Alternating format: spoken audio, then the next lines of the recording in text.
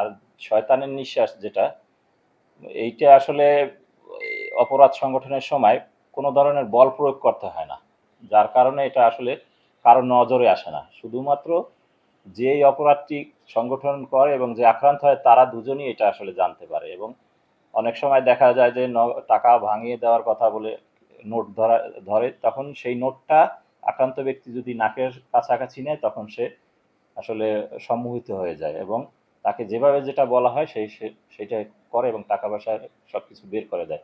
অনেক সময় দেখা যাচ্ছে যে ঠিকানা জানার কথা বলে যে এই ঠিকানাটা কোথায়, এই ঠিকানা দেখানোর কথা বলে কাগজ দেয় এবং ওই কাগজে ওই ধরনের ওষুধ দেওয়া থাকে। কাগজ নাকের ধারে নেওয়ার সাথে সাথে সে আক্রান্ত হয়ে যায়।